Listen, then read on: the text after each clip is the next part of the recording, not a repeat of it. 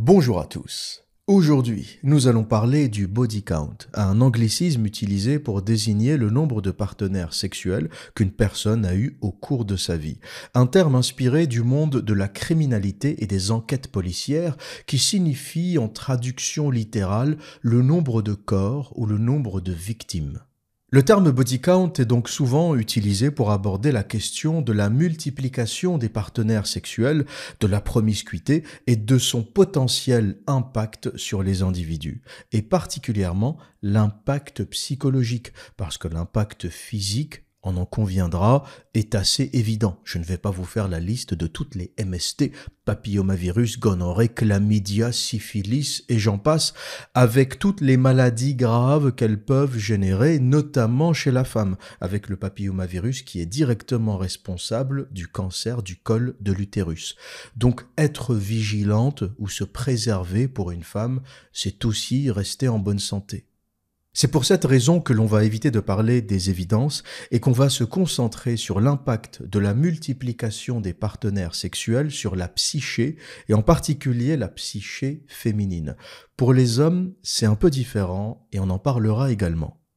Et la question à laquelle nous allons tenter de répondre est la suivante.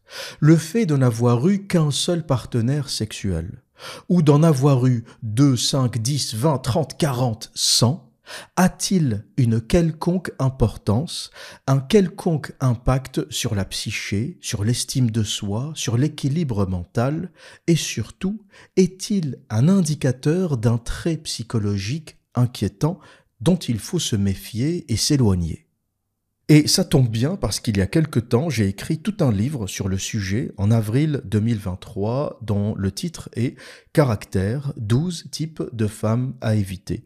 Un livre dans lequel j'aborde spécifiquement cette question en listant 12 archétypes féminins que je classe comme dysfonctionnels. Et je vous lirai dans ce podcast le chapitre 5 au sujet du body count qui répondra très précisément, statistique à l'appui, à notre question. Petite parenthèse graphique avant d'aller plus loin, je vous laisse admirer la nouvelle couverture du livre. Je me suis beaucoup amusé à la faire. L'Observateur, c'est du travail artisanal, à l'ancienne. Je fais tout. J'écris, je fais les couvertures, je formate les textes, je publie. Mes années de Photoshop en école d'architecture m'auront au moins servi à quelque chose. Et blague à part, je suis vraiment content de cette couverture, je la trouve très expressive, je trouve qu'elle raconte graphiquement très bien le contenu du livre et il est disponible sur Amazon, je vous mettrai le lien en description de cette vidéo pour ceux que ça intéresse, un livre de 234 pages, disponible aussi en version numérique, Kindle, Kobo, etc. D'ailleurs, au sujet de la formation d'architecte, j'ai une très belle anecdote d'un enseignant, c'est quand j'étais en 3e année d'architecture. L'un des meilleurs que je n'ai jamais eu, c'était un prof de projet.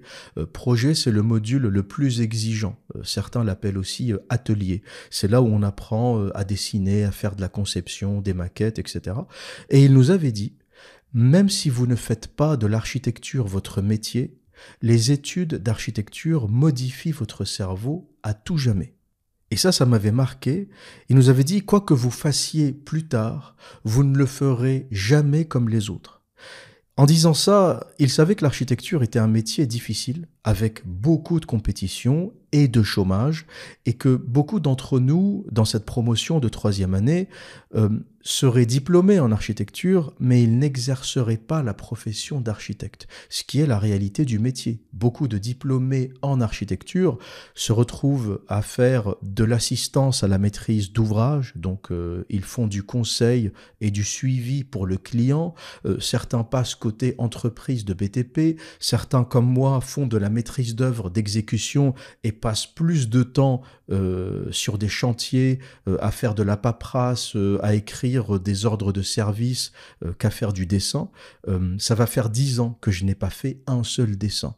Et à partir d'un certain niveau, on ne dessine plus. En général, on a des gens, des gratteurs, qui font ça à notre place. Mais ce qui était intéressant dans ce que disait ce prof de projet en 3e année est que quoi que tu fasses, Même si plus tard tu ouvres un coffee shop, tu te lances dans un commerce quelconque, lorsque tu as fait des études d'architecture, tu le feras comme personne d'autre. Parce que c'est une formation qui te structure le cerveau. En architecture, tu ne fais jamais ce que tu veux. Tout est séquencé. Un projet, c'est d'abord une esquisse, quelques croquis.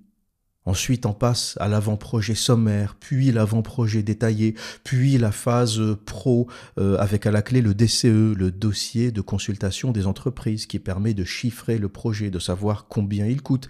Idem lorsqu'on construit, la séquence est rigoureuse, elle est toujours la même et elle ne peut pas être différente. Tu fais d'abord ton terrassement, tu nivelles le terrain, tu le prépares, tu coules tes fondations, tu montes la structure, tu fais l'étanchéité, ensuite l'enveloppe, ce qu'on appelle le clos couvert, l'immeuble est étanche à l'air et à l'eau, avant que tu puisses entamer les travaux intérieurs. Électricité, CVC, cloison, plafond, sol. Et même dans la séquence intérieure, tu ne fais pas n'importe quoi. Le plafond est toujours fini avant le sol. Pourquoi? Parce que si tu poses ton sol avant, admettons une moquette dans un bureau, et qu'après tu as l'électricien, le peintre qui passe pour finir des bricoles au plafond, ben ils vont saloper la moquette que tu viens de poser. Donc le sol ou la finition sol est toujours celle qu'on pose en dernier une fois que tous les travaux sont finis. Et cette structure que te donne le monde du BTP et le métier d'architecte s'impose à toi dans tous les aspects de ta vie, quoi que tu fasses. Même lorsque j'écris, lorsque je produis un podcast, j'ai, sans le savoir et sans forcer, une séquence logique. Et en fait, ce qu'il faut comprendre, c'est que tu ne peux pas être bordélique lorsque tu as une formation d'architecte, du moins une bonne formation. Et ça permet de répondre à ceux qui me posent souvent la question: comment tu fais pour être organisé? Même dans ton contenu, lorsqu'on t'écoute parler, on sent qu'il y a une séquence. Tu parles sans script, mais on sent qu'il y a une introduction, un développement, un point fort dans ton podcast, et ensuite ça descend en intensité et on arrive gentiment à la conclusion. Et avoir une telle structure lorsqu'on ne scripte pas, lorsqu'on parle librement, ça peut paraître étonnant, pour ne pas dire impressionnant, tout en restant modeste. Mais la réalité, c'est que ce n'est pas forcé. C'est qu'à un moment, tu as une telle structure dans ton métier que tout ce que tu fais devient structure. La structure devient un état de nature. Et pour moi, c'est le bordel qui n'est pas naturel. Y compris lorsque je parle avec quelqu'un, lorsque je parle avec une personne qui part dans tous les sens, qui s'éparpille, qui ne sait pas structurer une pensée, ça me donne des palpitations, ça m'énerve, ça m'hérisse le poil. Parce que je fais un métier où le chaos n'est pas possible. Les conséquences du chaos sont tellement graves que le chaos n'est pas une option. Tu ne peux pas être bordélique lorsque tu construis un bâtiment. Et la raison pour laquelle je vous parle de ça et pour laquelle je fais une petite digression là, je sors du sujet central, c'est juste pour vous dire que ma formation, quelque part, impacte tous les aspects de ma vie. Et même lorsque je fais autre chose, lorsque j'écris, lorsque je parle, lorsque je fais la couverture d'un livre, ben, le métier d'architecte me sert à quelque chose. C'est vraiment peut-être la chose la plus intéressante, au-delà du fait de te donner plus tard un métier, la possibilité de gagner ta vie, le fait que ça soit un métier très exportable. L'architecture passe par le dessin, donc tu dessines à Paris comme tu dessines à Londres, comme tu dessines à Tokyo ou à New York. Quand je suis allé travailler à Londres, la façon dont j'utilisais Revit, un logiciel de dessin à Paris, et la façon dont je l'ai fait plus tard à Londres, c'était exactement la même. Donc comme ça passe plus par le dessin que par le verbe, c'est un métier qui s'exporte très bien. Et voilà la raison pour laquelle j'arrive toujours à apporter un petit côté esthétique, que ce soit à une couverture de livre, à une vignette de podcast, la structure de mes textes. Tout ce que je fais a à peu près un ordre, même si je le fais rapidement, simplement, même si je le fais dans un cadre non professionnel, il y aura toujours une petite structure dans les choses que je produis. Parenthèse fermée. Et avant de parler du body count, je vais vous raconter le contexte dans lequel j'ai posé la réflexion qui a mené à l'écriture du livre Caractère, 12 types de femmes à éviter. Je l'ai fait comme une revendication, un droit à l'exigence. Je m'explique. En Occident, lorsqu'une femme vous dit « je veux un homme beau, grand, riche, idéalement cadre supérieur, qui gagne minimum 4500 € net par mois, qui habite une grande ville, Paris, Lyon, Bordeaux. On dit, c'est du female empowerment, c'est donner du pouvoir aux femmes, le pouvoir de choisir. Ça fait partie de l'indépendance, de la liberté et du droit dont disposent les femmes, et c'est très bien comme ça. C'est pas quelque chose que je critique. Tout le monde a le droit de vouloir le meilleur pour lui-même. Cependant, et là où ça me dérange, c'est que dès qu'un homme fait la même chose, dès qu'un homme dit « moi je veux une femme belle, féminine, traditionnelle, qui sait cuisiner, qui n'est pas obèse, qui n'a pas de tatouage, qui ne fume pas, qui n'a pas un passé lourd, divorce, relations toxiques, mère célibataire, etc. » on dit de lui « c'est un grossophobe misogyne ». Et voilà la partie qui me dérange dans ce raisonnement. Une femme qui a des exigences, c'est bien. Un homme qui a ces mêmes exigences est un réactionnaire doublé d'un grossophobe misogyne. Vous comprenez qu'il y a un petit problème, parce que dans les deux cas, c'est la même chose. Lorsqu'une femme dit « moi je veux un homme beau, grand, riche », et quand moi je dis « j'ai une préférence pour les femmes slaves, russes, polonaises, ukrainiennes, parce qu'elles sont belles, féminines, traditionnelles », c'est la même chose. Dans les deux cas, on exprime une préférence. Pourtant, lorsque moi je dis ça, et on me l'a reproché par le passé, quand j'ai dit que je préférais les femmes slaves, j'ai fait une vidéo sur la femme russe, la femme ukrainienne, j'ai raconté mes expériences en Pologne, en Ukraine, on me l'a reproché et on m'a traité de misogyne réactionnaire. Pourquoi ? Parce que j'ai dit que la Magali occidentale, tatouée, fumeuse et en surpoids, ne m'intéressait pas. Est-ce que j'ai le droit de dire ça ? Je ne veux pas de ça. Peut-être que ça sera le choix ou la préférence d'autres hommes, et que bien vous en fasse. Si une fumeuse tatouée pleine de piercings qui a 20 kilos en trop, ça vous dérange pas, eh bien, que bien vous en fasse. C'est votre choix et vous avez le droit. Par contre, laissez-moi le droit de dire que moi, ce que je préfère, c'est les femmes fines, belles, jolies, qui sont en bonne santé dans tous les sens du terme, hein, qui ne fument pas, qui ne boivent pas, qui savent cuisiner, parce que cuisiner, c'est cuisiner des aliments frais, donc c'est potentiellement rester en bonne santé. J'ai quand même le droit d'avoir cette préférence. Laissez-moi cette préférence. Et ce paradoxe est l'une des choses les plus impressionnantes et les plus spectaculaires à voir dans la société occidentale. Vous voyez des podiums avec des mannequins obèses, avec cette idée anglaise, américaine du body positivity, hein, donc c'est-à-dire qu'il faut assumer son corps tel qu'il est. Donc on a des défilés de mode de femmes en surpoids, pour ne pas dire obèses. Mais vous aurez constaté qu'il n'y a pas de défilé d'hommes obèses. Il n'y a pas de body positivity pour les hommes. Ça m'a toujours marqué. On nous impose qu'il faut accepter un corps difforme lorsque c'est une femme. Par contre, lorsque c'est un homme, là, on va le critiquer. On ne veut pas des hommes obèses, ni dans la pub, ni dans les podiums. On ne veut pas les voir. On accepte et on normalise l'humiliation des hommes. Quand une femme dit, et je vous en parlerai, je veux un homme qui fasse 6'5". C'est très américain, ça, le truc de la taille. 6'5", c'est très grand, c'est 1m95. Personne ne lui dit qu'elle discrimine tous les autres. C'est-à-dire qu'elle discrimine tous les hommes qui font moins d'1m95. Voilà, ça passe, c'est normal, les femmes ont le droit de dire ça. Par contre, dès qu'un homme dit moi, l'obèse là sur le podium, je veux pas la voir, tout de suite, c'est un misogyne. Et d'ailleurs, à ce sujet, il y a eu une trend sur TikTok avec une blonde qui chantait « I'm looking for a man in finance, trust fund, 6'5", blue eyes ». Traduction littérale, je cherche un homme qui travaille dans la finance, gestionnaire d'actifs, qui fait 6'5", donc 1m95, avec les yeux bleus. I'm looking for a man in finance, with trust fund, 6'5", blue eyes, finance, trust fund, 6'5", blue eyes. I'm looking for a man, I'm looking for a man, I'm looking for finance, trust fund, 6'5", blue eyes, finance, trust fund, 6'5", blue eyes. Elle s'est faite gentiment clasher sur les réseaux parce qu'elle est le symptôme de la misandrie et de la maladie, distorsion plutôt, féminine. Parce qu'il y a combien de mecs qui travaillent dans la finance, donc à la City de Londres ou à Wall Street, qui ont les yeux bleus et qui font 1m95. C'est tellement rare que ça ne se discute pas en termes de pourcentage. C'est-à-dire que dans tout Londres, il doit y avoir une vingtaine de mecs qui correspondent à ce profil. Le critère de taille étant le plus discriminant ou le plus difficile à atteindre. Il faut savoir que 1m95, c'est exceptionnellement grand pour un homme. Ceux qui n'arrivent pas à visualiser, ça représente moins de 1% de la population masculine en France.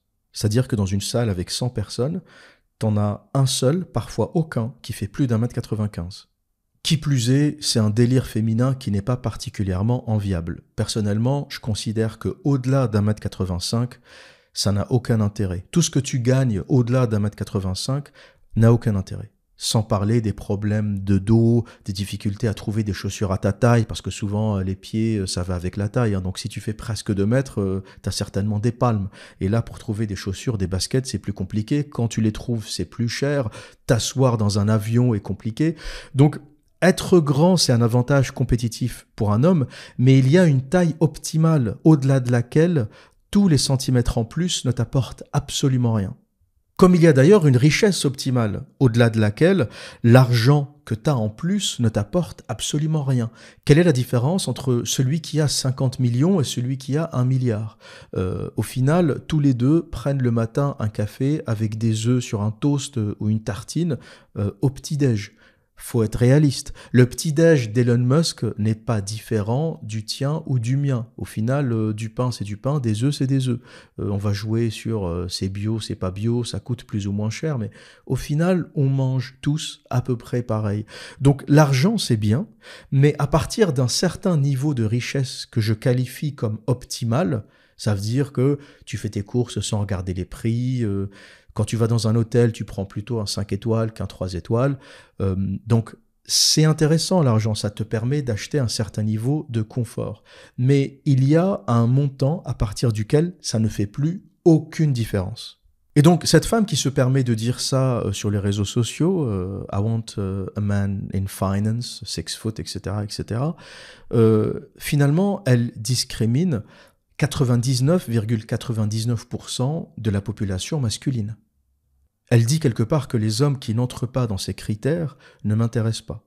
Elle dit aussi finalement qu'il n'y a que 20 hommes à Paris, à New York ou à Londres qui peuvent potentiellement l'intéresser. Parce que faites les statistiques, utilisez des simulateurs, essayez de voir combien il y a de personnes qui font 1m95 ou plus, qui ont les yeux bleus, donc qui sont blonds. Là encore, c'est une spécification qu'elle apporte. Elle ne dit pas « je veux un blanc », B-L-A-N-C, elle dit « je veux un blond », B-L-O-N-D. Même si tu es blanc, ce n'est pas suffisant. Donc, grand, blond, qui travaille dans la finance et dans la gestion d'actifs.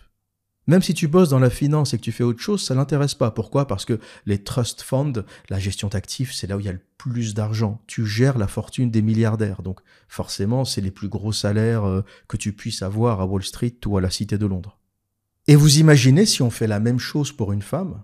Si quelqu'un sort une chanson, par exemple, une musique, en disant « moi je veux une russe, blonde, 1m75, avec les mensurations XY ».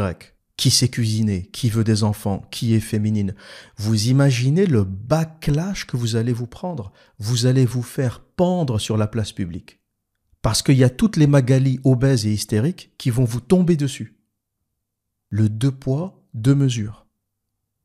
Et pour revenir à ce qu'on disait, on remarquera que tout le monde laisse les femmes avoir des choix, y compris des choix virtuellement impossibles, mais sans jamais les traiter de misandres, ou les accuser de racisme ou de discrimination. Mais dès qu'un homme a les mêmes exigences, c'est un misogyne grossophobe. Je pense que le contraste est clair. Et la raison est que, d'une façon générale, La raison à ce phénomène est que d'une façon générale, les femmes n'aiment pas être rejetées. C'est quelque chose que j'ai réalisé très vite, étant jeune d'ailleurs, hein. Dans ma vingtaine, j'avais déjà compris ça. Et je me souviens d'une anecdote, quand je travaillais dans la restauration pendant mes études. Au début de ma vingtaine, je faisais la plonge dans un restaurant sur la place du Vieux Marché à Rouen pendant mes études d'architecture. Et il y avait une serveuse qui me tournait autour, en mode quasi harcèlement, c'est-à-dire que quand elle revenait de la salle, elle me touchait les fesses, elle me faisait des allusions, elle m'invitait constamment à boire un verre et moi je refusais parce qu'elle ne m'intéressait pas. Elle était très moyenne, quoi, hein, petite, grosse, la Magali typique. Et ironie du sort, elle s'appelait vraiment Magali. Je ne plaisante pas. Je suis très sérieux en disant ça. Elle s'appelait Magali, comme quoi c'est pas un mythe. Et c'était une collègue de travail, et jamais de la vie, je ne l'aurais touchée. Elle ne m'intéressait pas physiquement. Donc au début, je prenais ça un peu à la cool. Je me disais, à un moment, elle va se fatiguer, elle va s'arrêter. Mais je voyais que ça continuait. Donc un jour, une fois, je lui ai dit, arrête, ça me saoule, tu me saoules, et ça ne m'intéresse pas, laisse-moi bosser. Et là, elle me regarde, j'oublierai jamais cette scène, tu vois, elle s'arrête. Elle avait sa pile d'assiettes dans les mains, elle me regarde et elle me dit, de toute façon, j'étais sûr que t'étais pédé. J'étais sûr que t'étais pédé. T'es un pédé. Et j'ai éclaté de rire intérieurement. Et je me suis dit, si être pédé, c'est le seul moyen pour me débarrasser d'elle, ainsi soit-il. Pourquoi pas. Par contre, il y avait un autre serveur qui, lui, était vraiment homo. Donc je me suis dit, j'espère que lui, il va pas prendre ça au sérieux. Je vais me retrouver avec quelqu'un d'autre sur le dos. Mais il était cool en fait. C'était un gars sympa. Il avait un copain. Il a jamais emmerdé personne. C'est surtout Magali qui était en chien. Et j'ai toujours été fasciné par l'incapacité des femmes à accepter le rejet, parce qu'elles n'ont pas l'habitude du rejet. Le marché sexuel est tellement tendu et en faveur des femmes que n'importe quelle femme qui désire se faire tamponner peut le faire dans l'heure qui suit. Elle n'a qu'à se mettre sur Tinder, elle n'a qu'à aller dans ses DM sur Instagram. Dans l'heure qui suit, elle trouve un mec pour se faire tamponner. Il y aura toujours un chien de disponible pour le faire. Alors que pour les hommes, c'est le contraire. On est plutôt en misère sexuelle, on est plutôt en galère et en manque qu'en abondance. Il y a une minorité d'hommes qui sont dans l'abondance, c'est extrêmement rare. Et les mécanismes derrière sont assez clairs. J'en parlais dans mon premier livre, MGTOW, que je suis en train de rééditer. Je vous ferai une annonce lorsque ça sera prêt. Je prends plus de temps de prévu, mais il y aura beaucoup plus de contenu, il sera plus conséquent. La première édition faisait 223 pages, là j'ai déjà dépassé les 300 pages, donc je pense que ça sera un très très très bon livre, une très bonne réédition, un peu de patience, et j'expliquerai les mécanismes de pourquoi les femmes, de par leur côté sélectif, créent la misère sexuelle chez les hommes, et pourquoi les hommes, de par leur côté prédateur, créent l'abondance chez les femmes. Tout ça, c'est un mécanisme très, très naturel au final. Et résultat de cette chose, les hommes ont un problème de quantité, c'est-à-dire qu'ils n'ont pas assez de femmes, ils n'ont pas accès à suffisamment de femmes. Par contre, les femmes ont un problème de qualité. N'importe quelle femme aura une cinquantaine de chiens qui traînent dans ses DM sur Tinder. C'est pas la quantité le problème. Par contre, en termes de qualité, elles ont du mal à trouver des hommes de valeur parce que les hommes de valeur sont pris, ils ont du succès. S'ils ont de la valeur, ils ont du succès. Donc eux ont le choix. Et on se retrouve avec 80% des femmes qui s'intéressent aux mêmes hommes. La fameuse loi de Pareto ou la fameuse répartition de Pareto, le 80-20. Et la conséquence de ça, c'est que les femmes ayant l'illusion de l'abondance, elles ne comprennent pas lorsqu'un homme les rejette. La petite serveuse à qui j'ai dit non, elle captait pas. Comment ça tu te refuses à moi? Tu dois être pédé, c'est pas normal, pourquoi tu te refuses à moi?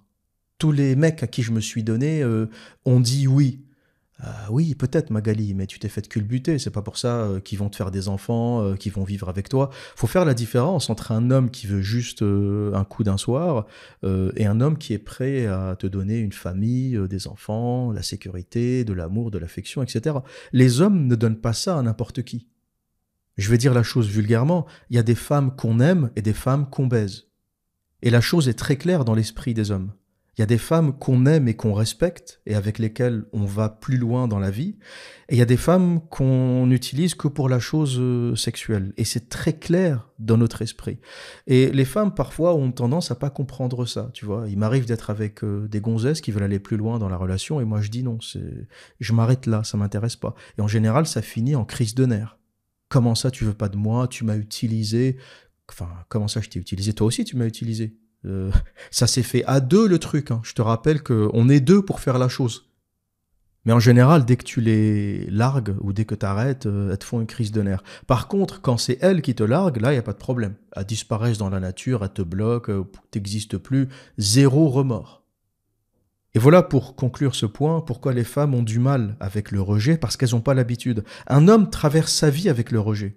Tu te fais constamment jeter en fait. Sur 10 femmes que tu abordes, il y en a 9 qui te disent d'aller voir ailleurs et tu en as peut-être une qui veut bien de toi. Le rejet, surtout quand tu fais beaucoup de drague, quand tu es un dragueur, le rejet c'est l'état normal. C'est quand ça marche que c'est rare. Tu sors dans la rue, tu dragues des gonzesses, il y en a 20 qui vont te dire d'aller voir ailleurs et tu en as une qui va être intéressée, qui va relancer la discussion, qui va te donner son numéro parce qu'elle a vu chez toi quelque chose qui lui plaît, parce qu'elle était hormonalement disposée, etc. Mais en général, c'est la règle. Donc un homme ne devrait pas se vexer quand il se fait jeter ou quand une femme se refuse à lui. C'est la normalité. On traverse la vie comme ça. C'est ça, être un homme. Si tu te vexes à chaque fois qu'une fille ou qu'une femme te dit non, t'es pas un homme, va faire autre chose. T'es pas prêt pour affronter la vie. Si tu fais une crise, si tu pleures, si tu fais un caca nerveux à chaque fois qu'une gonzesse te largue ou qu'une gonzesse te dit tu me plais pas, ça m'intéresse pas, bon, t'as pas compris ce qu'est un homme. Va faire ta transition, prends des hormones, deviens une femme. La vie sera plus facile pour toi. Et pour les femmes, c'est le contraire. C'est souvent oui pour elles. Tous les hommes auxquels elles se donnent acceptent au moins de les tamponner. Pour le reste, c'est plus compliqué. Il y a des expériences sociales qui ont été faites d'ailleurs avec des femmes qui draguent dans la rue. C'est pas très naturel pour les femmes, mais en général, les hommes acceptent de les revoir. C'est très rare une femme qui se fait rejeter. Elles n'ont pas l'habitude de ça. Donc, lorsqu'elles rencontrent un homme exigeant qui dit non, moi je veux pas. Je veux pas. Tu sais pas cuisiner, je veux pas de toi. T'as un tatouage, tu m'intéresses pas. Je ne veux pas que la mère de mes enfants ait un tatouage. T'es quoi? T'es un tolard? T'es un marin? T'es Popeye? Pourquoi t'as un tatouage? Les tatouages, dans le passé, ça avait une signification. Ça veut dire que t'as fait de la tôle, ça veut dire que t'es un marin, ça veut dire que t'es une prostituée. Il y avait un code du tatouage. Pourquoi t'es tatoué, toi? Si t'es ni un marin, ni un tôlard, ni une pute, t'as aucune raison d'être tatoué. Et quand je dis ça aux femmes, ça les choque. J'ai dit à une copine, je refuse que la mère de mes enfants ait un tatouage, ça l'a choquée. Parce que pour elle, faut vivre avec son temps, le tatouage c'est moderne, c'est cool. Non, non, t'as le droit. Si tu veux aller te tatouer le fion, t'as le droit. Ce que je te dis, c'est que tu seras pas la mère de mes enfants, c'est tout. Je veux pas voir un papillon ou un Bouddha ou un tatouage de dragon ou je ne sais quoi pendant que je te culbute, ça m'intéresse pas. Je l'ai suffisamment fait, j'ai vu suffisamment de gonzesses qui avaient ce profil pour avoir la maturité nécessaire de dire ça ne m'intéresse pas. Moi aujourd'hui, ce qui m'intéresse, c'est une femme qui cuisine, c'est une femme maternelle, aimante, douce, stable. C'est ça qui me fait kiffer aujourd'hui. C'est ça qui me donne envie. C'est ça qui me fait rêver. C'est pas la femme libérée, tatouée, ça court les rues. Il y en a plein aujourd'hui. Ce qui est rare, c'est la femme traditionnelle. Et j'ai écrit ce livre caractère un peu comme une revendication, une façon de dire les hommes aussi ont un droit à l'exigence. D'ailleurs, il y a tout un chapitre sur le tatouage, je me suis vraiment lâché. Je pense que c'est vraiment le meilleur chapitre de ce livre, la question du tatouage, notamment le tatouage chez les femmes. Et je pense que les hommes ont le droit à l'exigence, ont le droit d'avoir des préférences sans être traités de misogynes ou de réactionnaires. Et j'ai listé dans ce livre 12 profils féminins. La femme tatouée, la femme qui a eu trop de partenaires ne sont que 2 parmi ces 12 archétypes. Et sur des bases comportementales, bien sûr. Je ne fais pas comme les femmes qui jugent les hommes sur des critères physiques. Je considère que certaines femmes sont à éviter sur la base de leur profil psychologique, de leurs habitudes et de leur passé, pas de leur physique. Parce que même lorsqu'on parle d'obésité, ce n'est pas critiquer le physique. Les gens qui disent « quand tu critiques l'obésité, t'es grossophobe » sont des hypocrites. Quand je critique l'obésité, je critique la malbouffe. Je critique la chose qui t'a mené à devenir obèse. La mauvaise alimentation, la sédentarité, le fait de ne pas marcher, de tout faire en voiture, de bouffer n'importe quoi, de manger des bombes caloriques. Le but, c'est pas de moquer la personne obèse, qui est au final victime de son obésité. Le but, c'est de critiquer le processus mental qui l'a mené à ça. Et en fonction des personnes, c'est différent. Pour certains, ça va être le stress. Le stress, la dépression, conduit à se perdre et à se noyer dans la bouffe. La boulimie, l'angoisse, les traumatismes et aussi le manque d'éducation. T'as des gens qui mangent mal parce qu'ils ne savent pas ce qu'est bien manger. Ils n'ont jamais vu ça, ni chez leurs parents, ni dans leur famille, donc ils ne savent pas ce que c'est que manger bien. Ils ne savent pas ce que c'est qu'un micronutriment, un oligo-élément, les bonnes graisses. Ils n'ont pas ces notions de base. Le pic d'insuline, la glycémie, ils ne savent même pas ce que c'est. Et c'est dans ce contexte que j'ai écrit ce livre critique, et c'est dans ce contexte que j'ai écrit le chapitre 5, que je vais vous lire dans un instant, un peu de patience, où j'explique de manière structurée, argumentée, sourcée, les raisons pour lesquelles la femme qui a eu trop de partenaires, trop de liaisons, trop d'hommes dans sa vie, n'est pas un choix judicieux pour celui qui souhaite construire une relation émotionnellement stable sur le long terme avec l'objectif d'avoir une famille et des enfants. Spoiler alerte, le vocabulaire et le contenu du texte pourraient heurter certaines sensibilités. Donc vous êtes prévenus. Cela étant dit, commençons notre lecture du livre Caractère, 12 types de femmes à éviter, avec le type numéro 5, qui s'intitule « Elle a eu trop de partenaires, usés par la bite ». Vous souvenez-vous de Camille, l'ex-compagne d'Adrien, la voyageuse qui ne ratait jamais une occasion de se faire baiser, quel que soit l'endroit du monde où elle pouvait se trouver, de l'île de Koh Phangan en Thaïlande à Playa del Carmen au Mexique, dans une auberge de jeunesse à peine descendue du bus à Cusco au Pérou ou sur une plage lors de la full moon party, toutes les occasions de se faire culbuter étaient bonnes à prendre. Il semblerait aujourd'hui que la promiscuité des femmes ainsi que le cumul des partenaires et des relations sexuelles constitue une chose admise et relativement bien acceptée, du moins en Occident, et ce depuis la libération sexuelle des années 60, largement facilitée par l'apparition de la pilule contraceptive. De fait, pour la première fois dans l'histoire de l'humanité, la sexualité n'est plus associée à la procréation. Les femmes peuvent maintenant s'adonner pleinement au plaisir de la sexualité sans ne jamais subir les conséquences qui en découlent, sauf accident. Mais la multiplication des partenaires a-t-elle un impact sur la capacité d'une femme à fonder et à maintenir une relation stable ? En d'autres termes, un homme prend-il un risque en tentant de se lancer dans une relation stable avec une femme qui a eu beaucoup de partenaires ?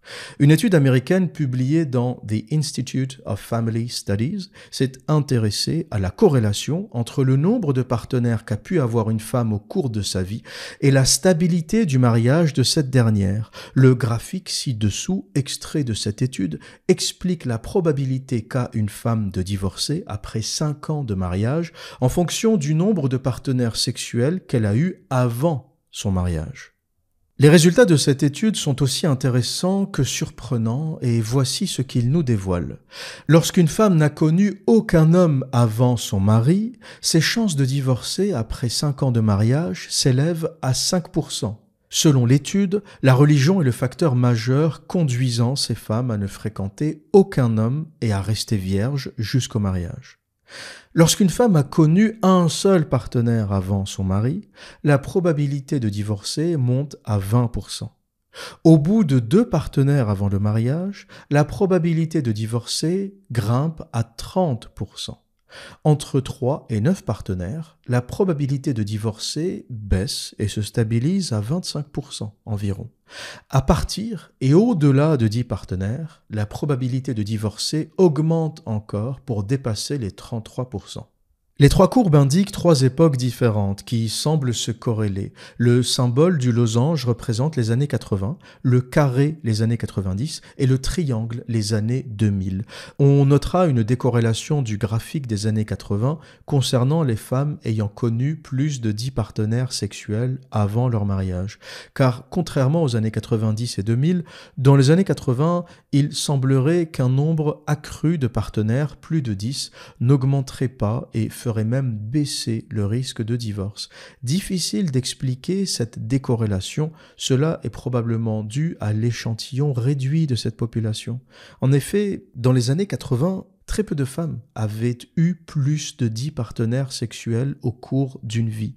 Selon cette même étude, plus de la moitié des femmes de cette époque n'avaient rencontré qu'un seul partenaire sexuel avant de se marier, ce qui n'était plus le cas dans les années 90 et encore moins dans les années 2000, qui propose donc un échantillon plus large de cette population. Avant de lire les résultats de cette étude, nous pourrions être tentés de penser intuitivement que la probabilité de divorcer augmente de façon graduelle avec l'augmentation du nombre de partenaires. Plus une femme a connu d'hommes, plus elle a de points de comparaison et plus elle semble susceptible d'être insatisfaite. Cependant, on constate une anomalie sur ce graphique. Une femme qui n'a eu que 2 partenaires avant son mari paraît plus encline à divorcer qu'une femme qui en a eu entre 3 et 9. Comment expliquer cette incohérence ? Eh bien, nous pouvons expliquer ce phénomène par la frustration des opportunités ratées. Une femme qui a connu plusieurs partenaires, plus de 2 mais moins de 10, a suffisamment de points de comparaison, a connu suffisamment d'hommes, mais pas trop, pour être relativement satisfaite de son choix final. En revanche, la femme qui n'a eu que 2 partenaires semble rester sur sa faim. Elle a eu l'occasion de brièvement goûter à d'autres hommes, cependant, elle vit avec la sensation que ce n'était pas suffisant, qu'elle aurait pu en connaître encore quelques-uns avant de définitivement se poser. En d'autres termes, il semblerait que pour une femme, connaître entre 3 et 9 partenaires sexuels avant son mari, mènerait à plus de clarté et de certitude concernant son choix final. Bien entendu, cela n'élimine pas le risque de divorce au bout de 5 ans qui demeure élevé, entre 20 et 30%. Le Graal pour un homme reste donc de rencontrer une femme qui n'a connu aucun partenaire sexuel avant lui, réduisant les risques de divorcer au bout de 5 ans à seulement 5%. Même si, soyons réalistes, cela demeure virtuellement impossible en Occident. Rencontrer et épouser une femme vierge est une pratique qui ne survit encore que dans les sociétés traditionnelles du Moyen-Orient, du Maghreb, d'Asie, notamment dans les cultures musulmanes et indiennes. Mais pour ce qui est des femmes qui ont connu 10 partenaires sexuels ou plus avant leur mariage, les résultats de l'étude sont sans appel. Leur probabilité de divorcer explose et continuera d'augmenter. Si connaître quelques partenaires avant le mariage peut apporter à une femme une forme de certitude vis-à-vis du choix de son mari, en connaître trop produira le résultat inverse. Cette femme devient, au fur et à mesure de ses relations, une éternelle insatisfaite. Elle aura beaucoup trop de points de comparaison, et son mari, même si bien sous tout rapport, ne fera jamais le poids face au lourd passé de sa femme. Car parmi tous les hommes qu'elle a connus, il y en avait des plus riches, des plus beaux, des plus grands, des plus virils, des plus drôles. Il y avait des aventuriers, des sportifs au corps de rêve. Il y avait aussi de meilleurs amants, ceux qui en avaient une plus grosse, ceux qui pouvaient tenir toute une nuit à la baiser jusqu'à l'aube. Et même si ces hommes ne sont plus physiquement présents à ses côtés, quoique certains peuvent encore graviter dans ses cercles d'amis ou d'amants, leur souvenir demeure bien présent dans son esprit. Le pauvre mari, qui ne pourra jamais surpasser tous ces hommes à tous les niveaux, se verra condamné à vivre dans le mépris. Il restera le choix de la raison et non celui de la passion. Il entrera dans la case du bêta pourvoyeur, celui qui lui a donné un foyer, des enfants, de la stabilité, celui qu'elle a épousé par convention en raison de la pression sociale ou encore parce qu'il a collé à l'agenda de son horloge biologique, mais qui ne l'a jamais fait rêver. L'agenda accompli, les enfants ayant suffisamment grandi, elle le quittera au bout de 5 ans afin de retourner s'amuser avec son harem. Elle aura même déjà commencé à le tromper quelques années avant de lui annoncer qu'elle souhaite le quitter. Vous l'aurez compris, les femmes au passé lourd qui ont eu beaucoup trop de partenaires, plus de 10, sont à éviter. Cela ne facilite en rien la vie des hommes qui souhaitent se marier car ce type de femme est devenu la norme. Si par le passé, dans les sociétés traditionnelles et même jusque dans les années 80, les femmes qui ont eu plus de 10 partenaires sexuels demeuraient plutôt rares, elles sont devenues la norme depuis les années 90. Et encore plus aujourd'hui. Internet, les sites de rencontres et les réseaux sociaux encourageant et contribuant très largement à exacerber la tentation. Dans cette catégorie des femmes au passé lourd et au nombre important de partenaires, on distingue une sous-catégorie de femmes bien plus dangereuses à fréquenter. Il s'agit de l'alpha widow, ou la veuve de l'alpha. J'ai entendu ce terme pour la première fois en écoutant un podcast de Rollo Tomassi, l'auteur du best-seller The Rational Male, l'homme rationnel. L'alpha widow est une femme qui a connu dans sa vie un homme qui surpasse à ses yeux tous les autres, un homme qui lui a retourné le cerveau et le corps, un homme avec qui elle a vécu une relation intense, qui lui a fait vivre des émotions profondes qu'elle n'est jamais parvenue à oublier. Cet homme est devenu la référence à laquelle elle compare tous les autres. Quelles que soient les raisons de la rupture avec cet homme, une autre femme, une dispute, un départ pour des raisons professionnelles, un décès, elle ne parviendra jamais à l'effacer de sa mémoire. Tout homme qui s'aventure à fréquenter cette femme se voit condamné à jouer le rôle de numéro 2. Il ne sera jamais assez bien pour elle et sera constamment comparé à l'homme qu'elle a réellement aimé avant lui et qu'elle a perdu. Une bonne illustration de l'alpha widow est Jada Pinkett Smith, la femme de l'acteur américain Will Smith, qui avoue ne jamais avoir oublié sa relation passionnelle avec le rappeur Tupac Shakur, assassiné en 1996. Jada et Tupac se rencontrèrent à la Baltimore School of Arts et devinrent depuis inséparables. Même si officiellement leur relation est restée platonique, Jada a toujours eu plus de respect et d'admiration pour Tupac que pour son époux Will Smith. Ce dernier exprima d'ailleurs son agacement et sa jalousie lorsque sa femme, Jada, posta sur les réseaux sociaux une photo d'elle et de Tupac accompagnée du texte « Il me manque tellement ». Malgré sa fortune, son statut et sa notoriété de superstar hollywoodienne, Will Smith n'a jamais réussi à prendre la place de Tupac dans le cœur de sa femme. Il restera pour elle l'éternel bêta qu'elle aura cocufié à plusieurs reprises et qu'elle n'a jamais réellement respecté. Cet exemple illustre à quel point l'alpha widow est flingué, irrécupérable et fera souffrir tout homme qui tente de s'y associer. Si même Will Smith, à une époque l'un des acteurs les plus influents d'Hollywood, n'arrive pas à satisfaire ce type de femme, imaginez donc le sort de l'homme du quotidien, petit salarié dans une entreprise du tertiaire. Le passé émotionnel d'une femme représente l'un des éléments les plus importants qu'un homme devrait savoir d'elle avant de s'engager. Ce passé est un peu comme le kilométrage pour une voiture. Plus la voiture a roulé, plus elle a eu d'accidents, plus elle a changé de main et moins elle est susceptible de constituer une bonne affaire. À quelques nuances près, car un humain ne fonctionne pas tout à fait comme une voiture, la métaphore reste juste et l'usure émotionnelle, comme l'usure mécanique, compromet la qualité de l'investissement. Lorsqu'une femme qui a eu plusieurs partenaires dans sa vie entame une nouvelle relation, elle emporte avec elle toutes ses relations passées. Et sans le savoir, c'est avec tous ces hommes que vous allez vivre.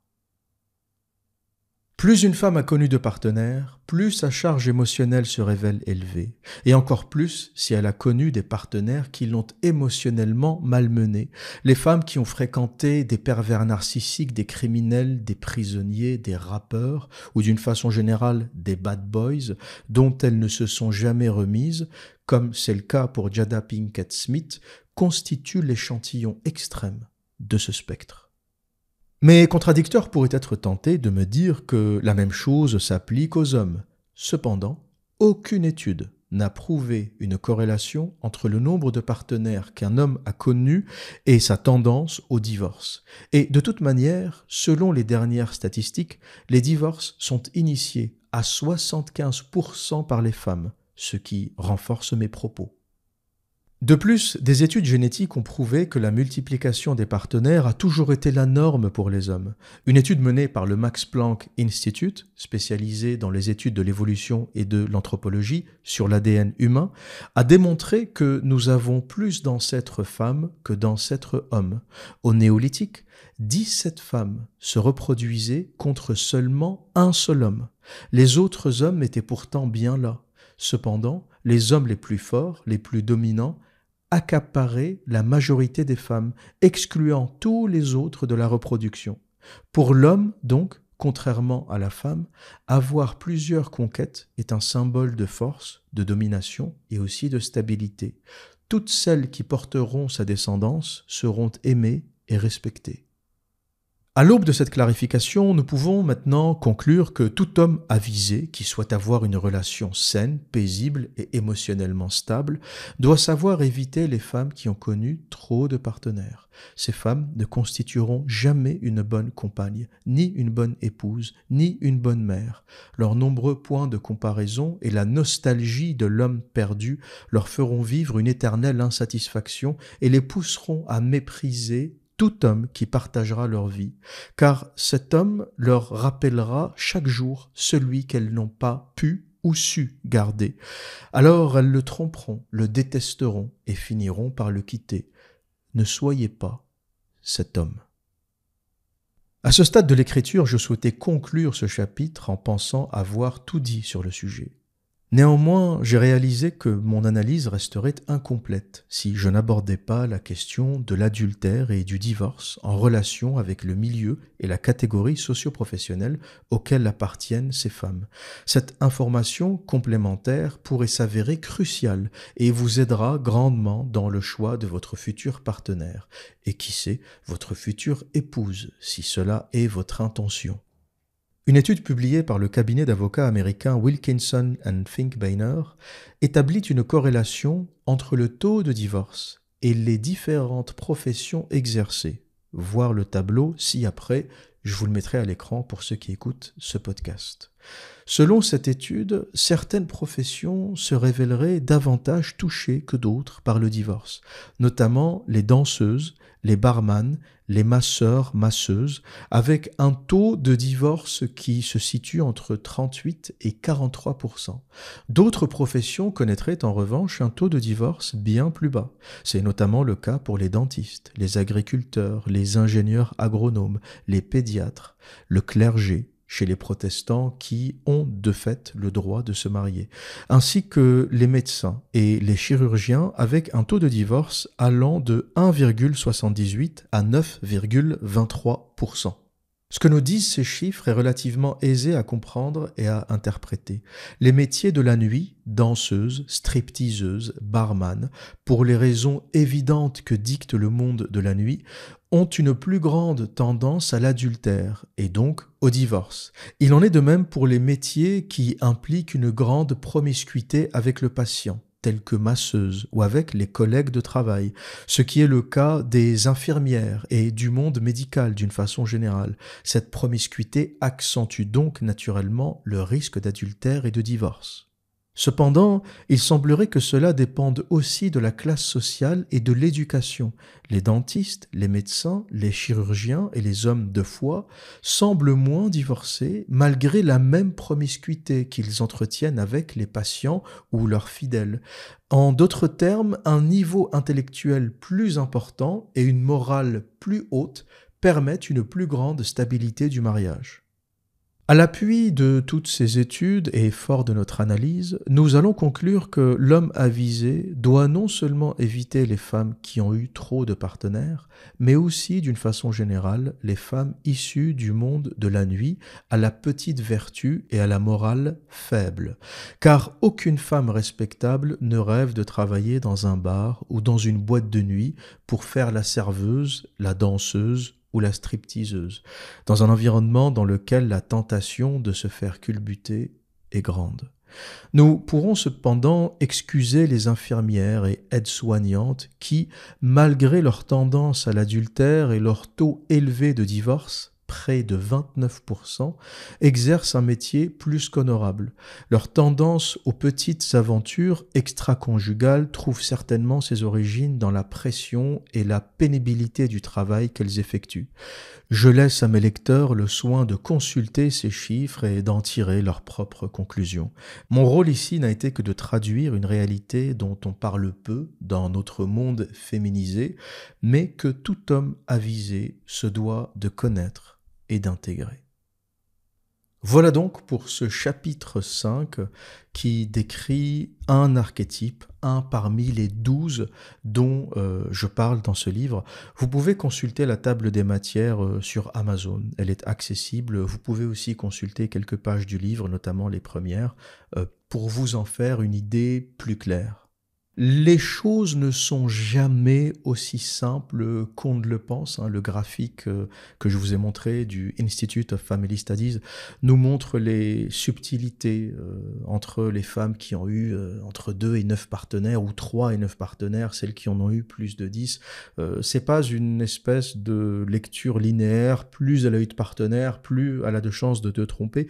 Il y a plein de choses qui entrent en considération, quel type de partenaire elle a eu, parce que il y a une différence entre avoir eu 5 partenaires du type 1 au lycée, 1 à la fac, 1 lorsqu'elle a eu son premier boulot, 1 lorsqu'elle a fait son Erasmus en Espagne, et donc des relations plutôt longues qui étaient dans un contexte particulier, et celle qui a eu 10 partenaires parce qu'elle s'est faite culbuter n'importe où, n'importe comment, des histoires d'une nuit, avec de la violence, avec des relations toxiques, difficiles. Le nombre ne suffit pas à décider si une partenaire est compatible ou pas. Je pense qu'une femme peut avoir eu un seul partenaire, mais si le gars était un pervers narcissique, un psychopathe qui l'a détruite, qui l'a malmenée, qui lui a mal parlé, qui a détruit son ego, qui a détruit son estime d'elle-même, elle a beau avoir connu un seul partenaire, tu vas récupérer une épave. Donc le nombre est aussi important que la qualité. Et c'est pour ça que je dis à la fin de ce chapitre, je ne suis pas là pour faire la morale ou pour vous livrer une science exacte, parce que ce n'est pas une science exacte. Ce que je fais, c'est vous donner des informations, des clés de lecture, et à chacun d'en tirer ses conclusions. Voilà un peu ce que dit ce livre et voilà un peu à quoi il sert. Poser une réflexion, vous donner des chiffres, dire ce que je pense, et vous laisser en tirer vos propres conclusions et naviguer dans les eaux troubles de la relation amoureuse. En tout cas, j'espère que vous en aurez tiré de la valeur, de la connaissance. C'est un peu le but de ce que je fais. Je partage mon expérience en tentant de donner de la valeur. C'est à ça que sert l'expérience des autres, c'est permettre aux plus jeunes ou aux moins expérimentés de gagner du temps, ne pas faire les mêmes erreurs qu'on a fait, ne pas tomber dans les mêmes pièges, et ça vous permettra de gagner quelques années de vie. Au lieu de tourner, de traîner 3 ans, 5 ans dans une relation de merde qui n'aboutit à rien, ça vous permet peut-être d'identifier que vous êtes dans une relation de merde et qu'il est temps d'aller vous trouver une ou un meilleur partenaire, une meilleure vie, un meilleur potentiel. Le temps est la ressource la plus importante qu'on a. C'est pas l'argent, c'est pas... Il y a 2 choses importantes dans la vie, le temps et la santé. C'est des choses qu'on ne peut pas acheter, et c'est des choses qui, quand tu les perds, ne reviennent pas.